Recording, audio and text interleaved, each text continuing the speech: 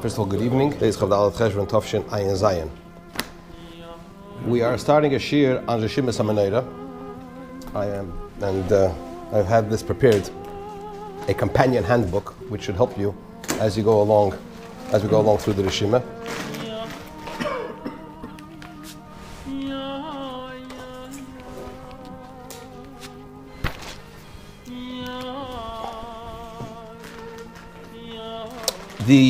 You'll find in the companion handbook an introduction about the Reshimas in general and about this Reshima in particular, in very general terms.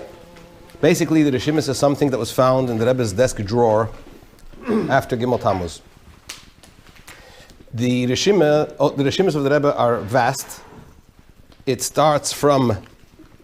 covers the years. He started writing it because it's dated and all that. He started writing it in 1928, and he carried on until 1950, basically until he became Rebbe. And there are a lot of things there that the previous Rebbe said to him. There are things there that he wrote, his own Chidushei Torah, different talks that he gave on different occasions. And then among the Reshimas, there are a few very special Reshimas. I mean, they're all special.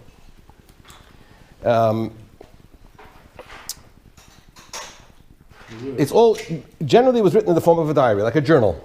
Reshimas basically means, I guess, notes, things that he wrote down.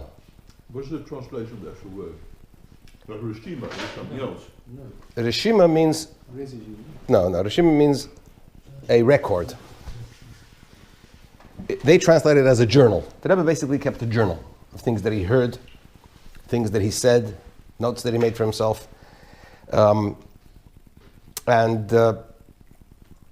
Among the Reshimas, which is basically like a diary, going according to the chronological order of the years, he spent time by the previous Rebbe, and the previous Rebbe discussed and shared different things with him, and he recorded it all. Among them are a few very key, self-contained, even booklets, I would say, where the Rebbe addressed a specific issue. For example, the Reshimas Hamenorah.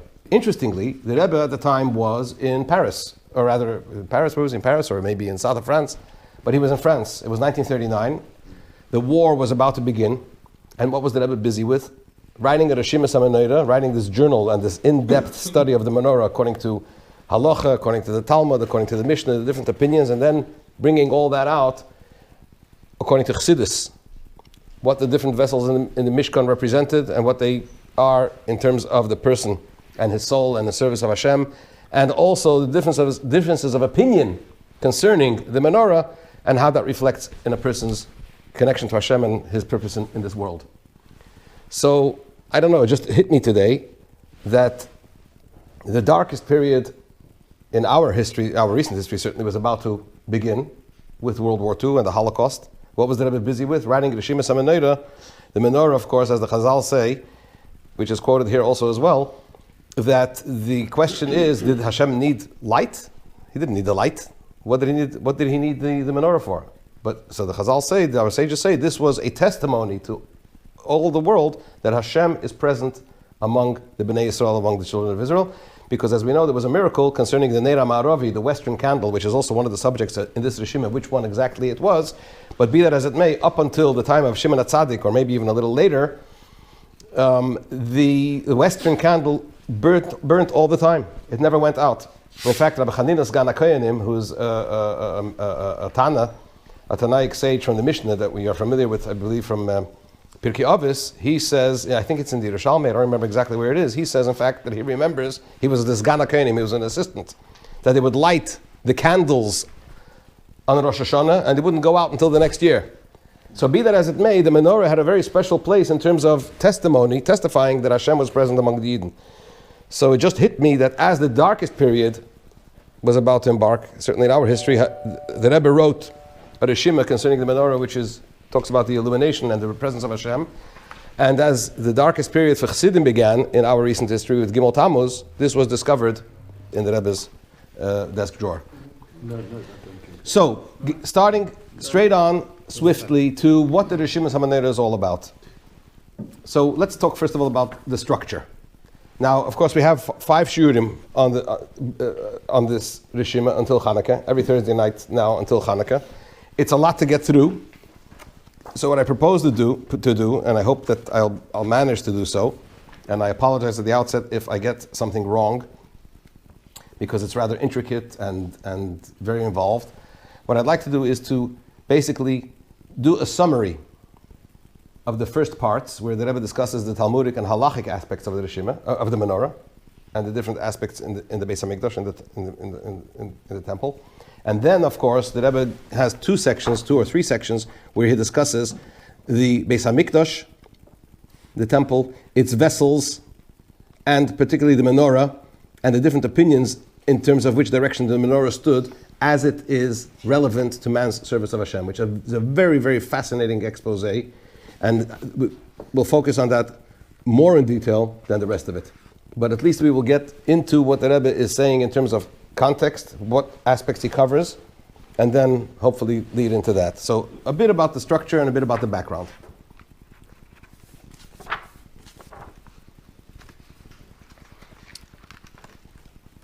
If you take a look at your little book that you have with you, every page has a number. So if you look at page 1,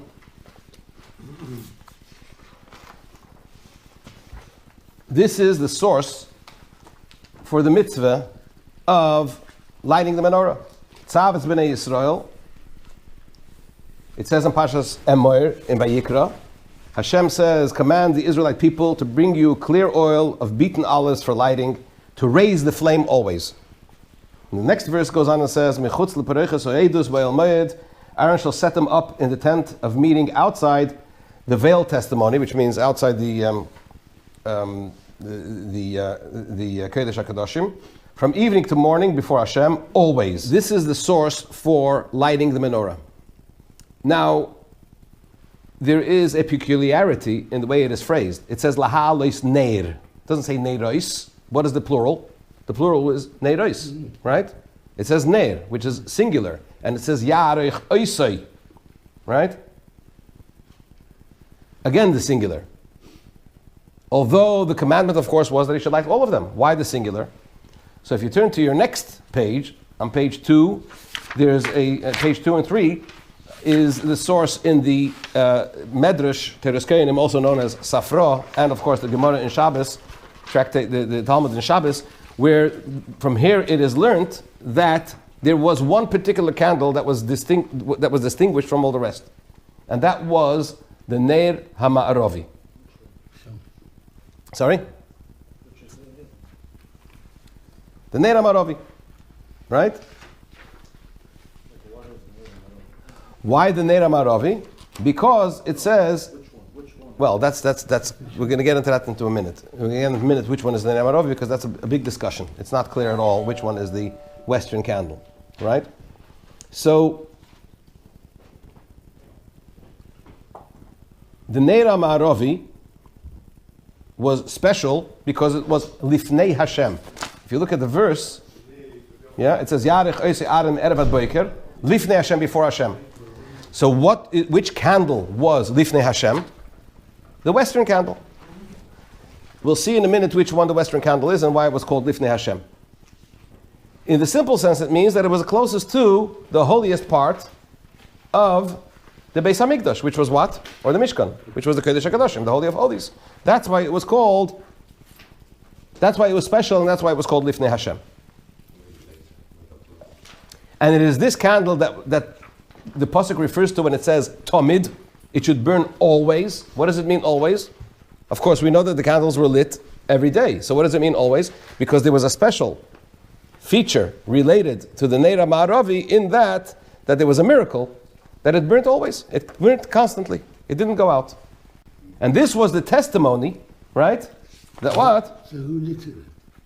If it never went out, why did they have to light it? Well, first of all, the Torah gives the instructions not based on a nes. Ein soimchen al a nes. So what did he do? That's number one. Number two, there was a period Yeah. that it did go out. That nes lasted until about Shimon HaTzadik, the time of Shimon HaTzadik. From that period and on, But didn't he put out? it did go out. Every day you came and So Rabbi Chanina's Gatna Kohanim says that in another place, I think it's in the Yerushalmi or the Medrash, he says that they lit it on Rosh Hashanah and it burnt the whole year. So I guess it went out at the end of the year and they lit it again. But obviously, That one candle. that one candle. Or he says neiros. Over there, the Lashon is neiros. So again, it's unclear. But certainly there was a miraculous feature related to at least the Neira Ma'aravi in that this was the Eidus, this was the testimony that Hashem is among the Yidden. What exactly happened there, as you'll see, there's even a discussion in which direction the menorah was facing, which seems to be, it was such an obvious thing. People knew what was going on in Beis Hamikdash. Nevertheless, there's a discussion about that. They would fill up the candles with half a lug, which was enough to last for the longest night of the year, of Teves. Okay? And that's what it was. So sometimes they did go out in the morning, sometimes they weren't. We'll soon see, but there's a discussion about that. But generally speaking, the Neira Ma'aravi was the one closest to the Kodesh HaKadoshim, to the Holy of Holies. We'll soon see what that means, because there's a difference in opinion in that as well. And it also had a miraculous feature in the sense that it burnt constantly as a testimony. This was Hashem's testimony for all the dwellers of this world, that the Shekhinah, the divine presence, is among Israel. He would obviously fill it up with the same amount of oil as all the rest. However, now we come to a discussion which one of the seven was the Neira Ma'aravi. Which one was it? Okay? So, there's a machlekes. In typical, obvious traditional Talmudic manner, there's a difference of opinion. So let's turn to page 5, where it says, this is from Vayikra, in Parshas Tzav. It says, and Hashem spoke to Moshe and he said, command the Bnei Yisrael, they should take unto you pure olive oil, crushed for lighting, to raise a flame always. Outside the dividing curtain of the testimony in the tent of the meeting, meaning, in other words, outside the Kodesh HaKadoshim, Aaron shall set it up before Hashem from evening to morning continually. This shall be an eternal statute for your generations. Upon the pure menorah he shall set up the lamps before Hashem always. These are the psukim relating to lighting the menorah. So now we go to the Gemara. the menorah was in one line, or as it is today, or was it one over there, one over there? How did it work? What do you mean? The menorah itself. If you say there was how many lights were there? 7. 7. So one was lit always, yeah? One was burning always. One was burning always. Where were the other 6 next to it? Well, you're asking a good question. The normal traditional way of, the way we know that the menorah was constructed was you had the middle stem, and then you had 6 branches on either side. Okay? Interestingly, 3 and 3. There's one interesting shita, a total of 7. There's one interesting opinion by Reb Sadia Gaon, who says that the menorah, actually the stems were not all in a row, but they were like a semicircle. So you had, how can I illustrate it? If this is the menorah, right, you had one over here, one over here, one over here, one over here, and one over here. So it was like in a semicircle. One side was flat, and the other one was like in a semicircle. But the general opinion is that they were 3 on either side in a row. Okay? They were connected to the base. They were all coming out from the middle, from the middle stem. And one was always lit. And one was always burning. That's the Neira Ma'aravi. Which one was it? So there's a question, which of the 7 was the Neira Ma'aravi? So let's look at page 6, where we'll look at the Gemara in Menachos. The Gemara in Menachos discusses the fact that Shlomo HaMelech, King Solomon, when he constructed the Beis HaMikdash, he installed 10 menorahs into the Beis HaMikdash. There's a whole discussion whether they were all lit, whether they were not lit, and so on and so forth. All the same? So looking the same point? It's a discussion because, as we know, we have a whole discussion whether the menorah was the branches were the branches were round or they were straight. The Rambam, of course, drew the menorah with straight stems, and the Rebbe said that this is the way it was. It was accurate. On the gate of Titus in Rome, the menorah, where they have a depiction of them taking away the Klei HaMikdash, the vessels of the Mikdash after they destroyed the temple, you have menorahs that have round stems. So the Rebbe feels very strongly that Shlomo HaMelech's menorahs, he would have made them in the image of Moshe Rabbeinu's. And if Moshe Rabbeinu made them with straight stems, then they must have been with straight stems as well. But be that as it may, he installed 10 menorahs into the Beis HaMikdash. And that's a pasuk in Divrei Hayomim, where he said what he did, and he put them into the Heichal, 5 on the right side, 5 on the left side. However, the question now is, how were they located in the Beis HaMikdash? Of course, the Beis HaMikdash, you had the Holy of Holies was in the west. The entrance to the Beis HaMikdash was in the east. If you have a look at slide 8 and 9, there is an illustration there which will give you a better picture. So there's a discussion. The Mizrach was where the Kotel is today, yes? That's You're facing the back. Facing from the other side. From the back. Yeah. From the back, Yeah. I believe you're facing the back, yeah, because actually if you go into the tunnels, there's a point in the tunnels that's right opposite the Kodesh HaKadoshim. Yeah. Yeah, exactly. There's a little shul there also down there nearby. Kotel Maharavi is on the west of the Temple Mount. You're on face when you're in the Kotel, you're facing east. It's the western wall of the whole complex. Correct. You're facing east, but what you're hitting first would be the back of the Kodesh HaKadoshim. That's right. Because the entrance was on the That's east. correct. That's Yeah. right. Yeah. Otherwise, you'd be on holy ground. You're actually outside the temple. Is that No, right? no, the whole thing is up top there. No, the whole thing is on the top. But the question is, Face of the temple behind the wall. Yes, correct. the Kotel Maravi is the wall. This one. Is this Right. So the Kotel Maravi. This is the west wall of the actual Beis Hamikdash. Right. The Kotel Maravi was outside of the perimeter of Harabayis, of Temple Mount. So when you're facing the Kotel Maravi, you're facing the back of the Kodesh HaKadoshim. The chairman.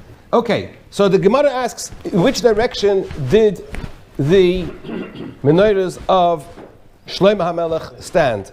When you came in, there were 5 on the right and 5 on the left. Were they alongside the walls, or were they facing this way? So in other words, were they going from east to west, or were they standing north to south? So the Gemara says, Are you assuming here that they're all in the Heichel? You've got a picture of one of them here. no, because that's the relevant one. The one that I have in there is the one in the Heichel, the one that was in The other of the 9 were outside or in here? Beheichel. It says in the Heichel. In the Heichel? Yeah. This is the drone view. This is the drone view, exactly. This is the bird's eye view that you have on slide 8 and 9. But let's go back to the Gemara for a second. Those had to have the proper oil. Yes. The same oil as the Yeah. has to be pressed on olive? Tahir, yeah. And that was a seal of the Kohen. Huh? could not be any Where did he suddenly get this idea to make 10? It's just that It's a good question because, of course, where did he take 10? Where did he make 10 from? you did it right. That's the logical answer. Well, the Torah is where did he derive it from? Well, he could have made 10, he could have made 9, he could have made 11. He made other things also. Maybe He made tables. Maybe he talked to an architect says you need advice to give He made more tables. People never speak to He architects, made tell architects. kruvim inside the Kodesh HaKadoshim. Yeah. When they talk about the kruvim she'asa shleima, they stood on the floor. There's a whole discussion. He made a lot of additions to. So there's no Isser in So the question is, it's a good question. What about Baltesif? Yeah. So it's a discussion, and I found something called, there's a medrash called Medrash HaGodl, which I believe was written by one of the, if not the foremost Yemenite Chachamim in the 14th century. He says that there was a book of Mesorah, of traditions, handed down from Moshe Rabbeinu, how the Beis HaMikdash was to be constructed, and in there, Moshe Rabbeinu said that they should make 10 tables and 10 menorahs and so on and so forth. So all of that was obviously from a source, okay? Of course, there's a whole discussion, very interesting, found an interesting discussion, what's going to be in the Bayis HaShlishi? How many are we going to have there? but I guess we're almost there, so we'll find out soon enough. But let's go back to the Gemara. So the question is, in which direction did they stand? So the Gemara says, let's read the English. King Solomon also made 10 candelabras. Why also? Because he also made 10 tables. On page 6, slide 6. Let's go. Let's try to see what the Gemara says. We're here focusing on in which direction the menorah stood. So the Gemara says King Solomon made these 10 candelabras, and he put them 5 on the right and 5 on the left. Which direction did they stand? The rabbis taught the candelabras that Solomon made were placed between the east and the west. This is the opinion of Rebbe. So if you look at slide 8, you'll see the menorah standing from east to west. Right?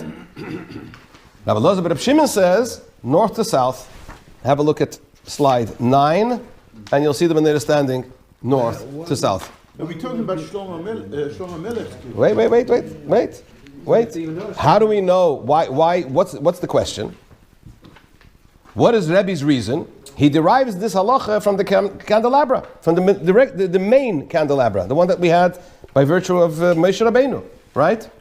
Just like the candelabra was between east and west, so too the candelabras that Shlomo made were placed between east and west. But if they're placed in the direction, according to the opinion of Rabbi Elazar ben Reb Shimon, it's a little hard to see which is the Neir Amarovi. Because they're all the way. Very good. We'll get to that in a second. That's the next part. This is exactly where we're leading into it. According to Rebbe, let's go through the Gemara. So now the Gemara says, how do we know that the candelabra of Moshe was standing east to west? You're saying that Shlomo Melech, King Solomon did them just like what? Just like Moshe's candelabra. How do we know which direction Moshe's candelabra stood, according to Rebbe, right? And the candelabra itself, where do we derive the fact that it was between east and west? So the Gemara says, the verse states regarding the western candle, Aaron shall set them up before Hashem.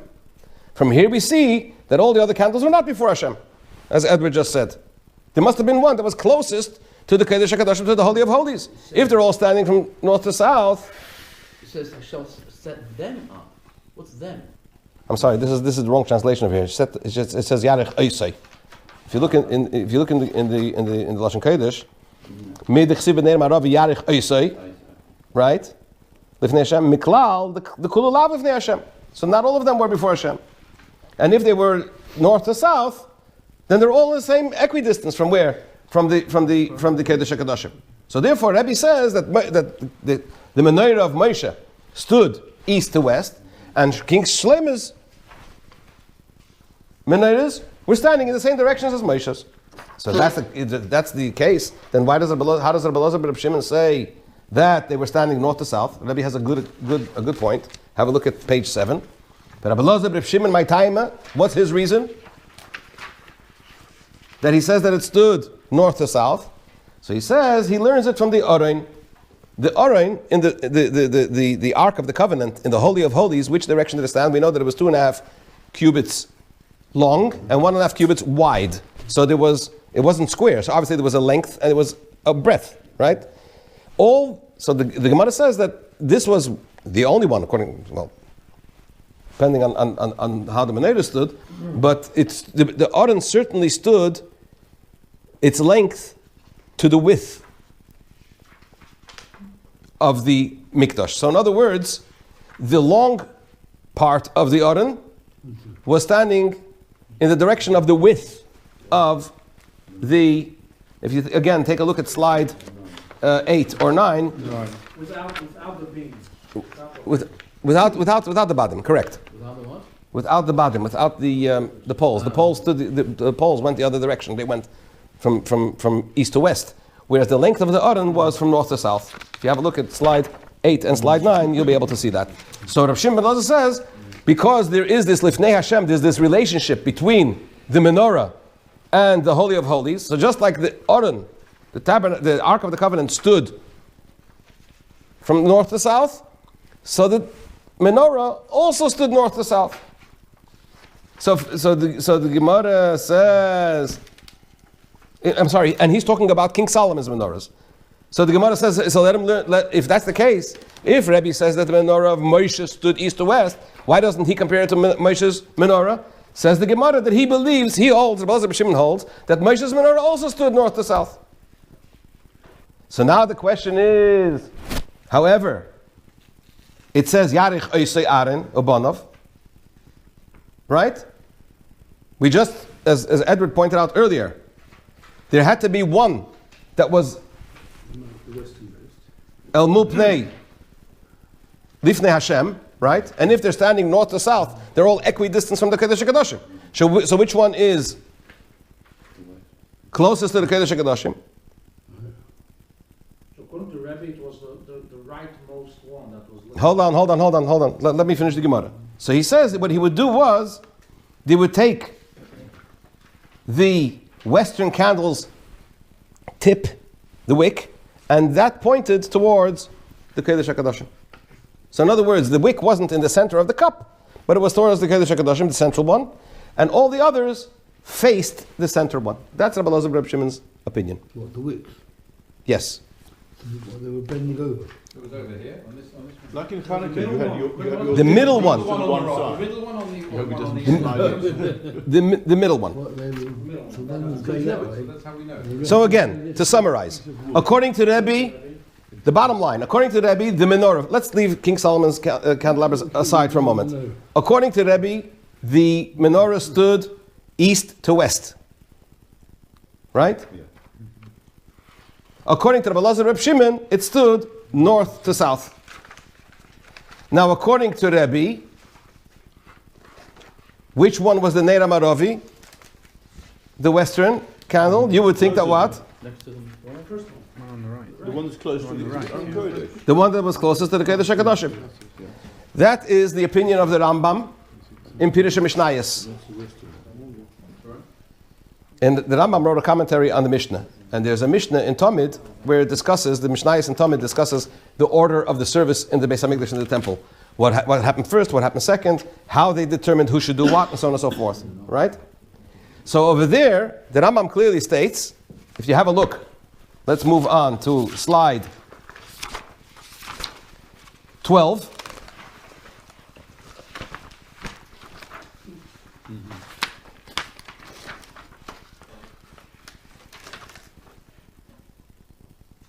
So, according to Rabbi Elazar Reb Shimon, no problem. What are you saying? It's the middle one, and the middle one, the wick of the middle candle was pointing towards the Kodesh HaKadoshim. Right? They both agree on that. Who? No, that's Rabbi Elazar Reb Shimon's opinion. Oh, it's just his opinion. Now the question is, according to Rebbe, which one was the Neir HaMaravi, the western candle? The Rambam in Pirush HaMishnayos, unlike the Rambam in Sefer Hayad, unlike the Rambam in another later edition of the Pirush HaMishnayos, but in the Pirush HaMishnayos, which the Rebbe discusses over here, the commentary of the Rambam on the Mishnah in Talmud, he says the Neir HaMaravi, the western candle, was which one? The one all the way to the right. If you're facing the menorah, right, according to Rebbe, it was the most western one. The majority of the opinions, however, say it wasn't that one. It was the second one off the left. Have a look at slide 19. Okay? Did they live at the same time, Rebbe and Yes. Yeah. Yes, they lived at the same time, so Yeah. they were having a machlokes Yeah. between each Yeah. other. Yeah. Yeah. If you have a look at slide 19. Jewish way. This is slide 19, and this is the menorah standing from east to west according to the opinion of Rebbe. The Rambam holds in Pirush HaMishnayos in his commentary on the Mishnah that the Neir HaMaravi, the western candle, was the one with the aleph on top of it. Most other opinions hold that it was the one with the vav on top of it. Why is it called western? Because it's this first one off the east. It's western to the first eastern one. Why do they say? Now, according to the Rambam, it's simple. The west means west. It's the one lifnei, it's lifnei Hashem. It's facing the Kodesh HaKadoshim. It's near the Kodesh HaKadoshim. Beautiful. What's the problem with the other? Why do the others say not so? Because there's a concept of ein ma'avirin ala mitzvahs. You cannot overlook a mitzvah. You can't pass over a mitzvah. For example, that's why, when in the talis and the tefillin that you keep in your talis and tefillin bag, the tefillin are in the back, the talis is in the front, because you put on the talis first. If it would be the other way around, you'd have a problem. You may need to put on your tefillin first, if you take out the tefillin first, because you're not allowed to pass over a mitzvah. So when the kohen comes in, imagine he comes in from the east, and he's walking up to the menorah. Which is the first candle that he hits? The eastern one. So if you say that, and the western candle was the last one to was the one from which the candles were lit, right? So now the question is, you would light all the other candles from this one. So where did you start from? So you had a special status in terms of the western candle, which you had to start from it. But if you go all the way to the Kodesh HaKadoshim, you're passing by all the 6. You're passing over the mitzvahs. So you're passing over the mitzvahs. You're passing 6 mitzvahs. So you start from the east. So really you should start from the east. But the Torah says Neir Maravi is special. So you miss one. So that's why the majority of the opinions in Rabbi Elazar but Rabbi Shimon, in the majority of opinions in Rebbe's opinion, that it stood east to west, will say that what? That the Neir Maravi was the second one. The first western one after the eastern candle. The Vav one. How does that work with Talmud, Pnei Hamenorah, Yehidus? It's independent. They will hold still that it was a separate mitzvah. That it had to face, so what's considered the Pnei Hamenorah? The stem. According to the Rambam, by the way, they all faced west. So Pnei Hamenorah then would mean what? Because the Neir Maravi is the most important one. Pnei Maravi, according to the Rambam, means the inside of the menorah, meaning the Kodesh HaKadoshim. The others will say Pnei Hamenorah means the stem, the middle. Well, So even if it stood east to west, and the Neir Maravi was Vov, the second candle off the left, the Pnei Hamenorah was the middle, so the 3 on the left faced the middle, and the 3 on the right pointed the other direction. Whereas according to the Rambam, they all face in the direction of the Kodesh HaKadoshim in the Shita of Rebbe. Oh, we'll get to that in a minute. That's another machlekes. When did they light the menorah? So let's move on. So now we have established that there's a special status for Neir Maravi. We've established that there's a machlekes between Rabbi Elazar, Rabbi Shimon, and Rebbe in which direction the menorah stood. And in the opinion of Rebbe, there is a machlekes. Which one was the Neir Maravi? The Rambam in Pirush Mishnah says it was the one closest to the Kodesh HaKadoshim. And he also says that all the candles faced the Kodesh HaKadoshim, the Holy of Holies. The others say, that according to Rebbe, that the Neir Maravi, the western one, was the second one off the left, and the 3. Passing over one, Okay, but you have no choice, so you minimize the passing over because the Torah. got a choice. No, the Torah says. I'm saying according to halacha, the Torah says really you have to light the one that you hit first, that you come on, that you meet first. But the Torah gives a special status to the Neir Maravi. So how do you combine the two? You minimize the passing over of the mitzvahs. And it's the first one off the first one you meet. So it's the... Okay? By the way, the Rebbe later is going to explain a lot of these details in Avodas Sodom. What does it mean in terms of Hashem if it's this, and what does it mean if it's that? It's fascinating. But, so, I'm going to try to keep it to as concise as we can, because you can get lost in the detail here. It goes and goes, and the Rebbe goes into minute detail. So did it burn in the day as well? We'll get to that in a minute. Machlekes. We'll see in a minute.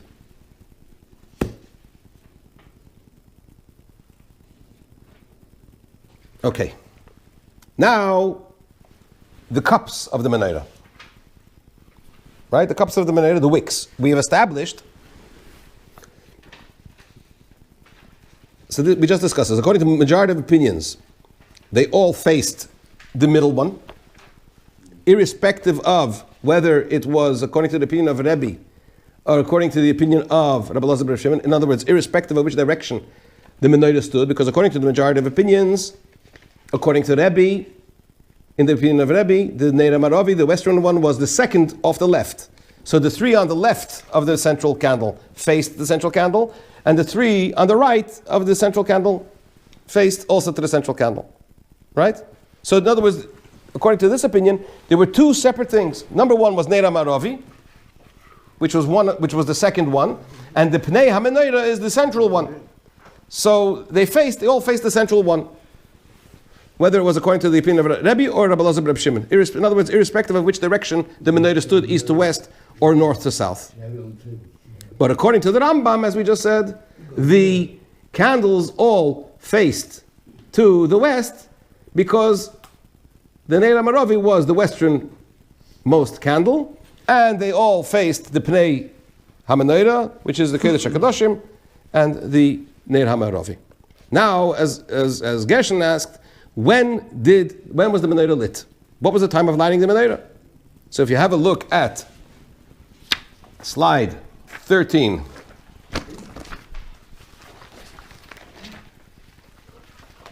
when would the Kohen light the menorah? Most opinions say that in the morning he would just clean the menorah, and in the evening he would light the menorah. The Rambam says that he cleaned and lit in the morning, and also in the evening. This is something which we'll just focus on. Does anybody have the time? Yeah. So When you say clean, what do you do? you have to clean out the burnt out oil, the burnt out wicks, the ashes. Have you ever lit? Go out? I'm sorry? Oh, we'll get to that in a minute. What happens if they didn't all go out? Did you clean them or not? But in general, if you came in, the mitzvah was that you had to clean them and light them. The question is when. Most opinions say that the hatova. Let me just turn your attention to something that we say every day in davening, and which I have reproduced in this booklet, so it'll make it a bit easier.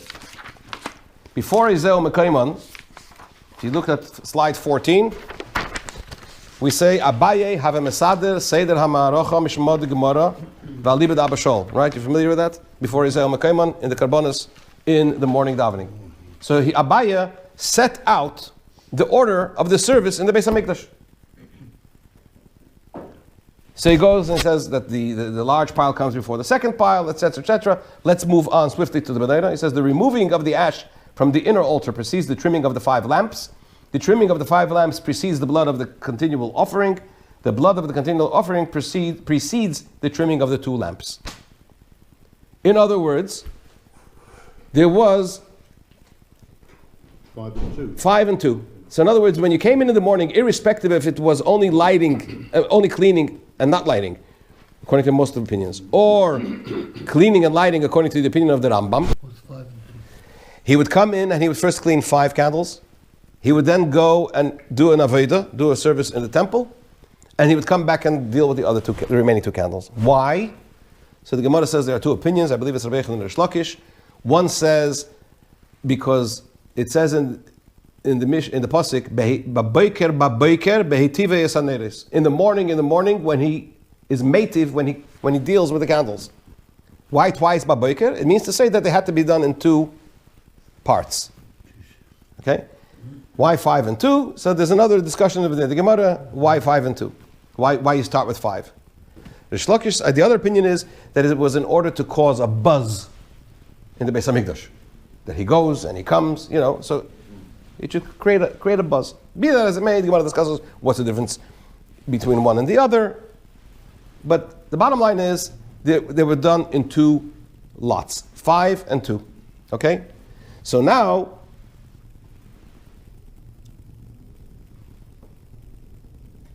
we come into the part where we're going to discuss, where the Rebbe begins the Reshima, actually, by focusing in on this Rambam and the Pirush HaMishnah, where this is derived from, that when the Mishnah discusses the concept, the mitzvah of cleaning and preparing and lighting the candles, there are 2 Mishnahs in the Mishnah, in Masechta Tamid, which there seems to be a discrepancy between these 2 Mishnahs. I think that if we get into that now, it's going to be too intricate and too long, so I think we should leave it for the next year. But as I said before, what I'm going to try to do is not to go through the Reshima word for word inside, because we're never going to finish. I will endeavor to give summaries of each section until we get to the Hasidic part, where the Rebbe discusses the Beis Hamikdash and its vessels and the way the menorah was located north to south, east to west in man's service of Hashem. I'll just give you the basic headlines, the headings that the Rebbe himself wrote out in the Reshima. First of all, he discusses the Rambam's opinion, the Rambam's explanation in Pirush Mishnayos in his commentary on the Mishnah concerning the lighting of the menorah, which we touched upon now. He then explains his reason why he says that the Neir HaMa'aravi, the western candle, is the one that he says it was, the one that closest to the Kodesh HaKadoshim, in the opinion of Rebbe. He also discusses the Rambam's opinion in terms of the direction of the candles, that they all faced west. He then explains the difference between the 2 Eastern candles and all the other 5. He explains the way the candles were prepared according to the opinion of Rabbi Elazar ben Shimon, who says that the menorah stood north to south. The reason, then he explains the reason why the Rambam in Yad HaChazaka gives another psak, why he paskins there the way he does. He then explains the opinion that the Alter Rebbe brings in the Maimer of Chanukah that I mentioned before, in Torah Dibra Maschil, that starts on Chofeg B'Kislev. It's a Chanukah Maimer. He then explains, the Rebbe goes on to explain the Beis HaMikdash, the Holy Temple and its vessels, according to Drush, according to Chassidus. And then he explains the menorah, according to Drush, according to Chassidus. And he explains also the 2 opinions according to Chassidus and man's service of Hashem, in terms of whether it stood north to south, and also whether it stood east to west. I will do my best to I would like to focus the last 2 shiurim on the Chassidus aspect of it. So the next 2 shiurim, hopefully, just to give summaries of the sections leading up to that, and then hopefully we can go on this interesting journey, as mentioned before, that this is a very, what we call it, what is it called? It's called a, not epic, it's called, there's a word for it. A masterpiece. I mean, it's something very, very special that the Rebbe wrote in his own hand. There's not many things that the Rebbe wrote in his own hand. A lot of it was transcribed and the Rebbe edited them, but to have something that the Rebbe actually wrote in his own hand, and by the way, there was a team of scholars that sat there to dissect it, because most of it was written in shorthand. So this book is, the one that I have, the Reshimas Hamenorah, is about 150 pages long, but in the original, if you have a look in this little booklet that you have, just after the introduction, I've reproduced the page which they've reproduced a facsimile of the Rebbe's handwriting, so you could see how intricate and detailed it is. Is that the whole Reshimas? No. This is 1 page. Or how many pages? Not sure how many pages it was. But the Rebbe wrote it in shorthand and it had to be deciphered. So hopefully you will join us again next Thursday. In what language? Sorry? Hebrew. The Rebbe wrote it in Hebrew, Lashon Kodesh, yeah. And we will, of course, in Mitzvah Shem, if we do it, have a wonderful Chanukah and have a whole different appreciation for the menorah and how all of that manifests in our daily lives, and hopefully enrich ourselves spiritually and have a very, very happy Chanukah.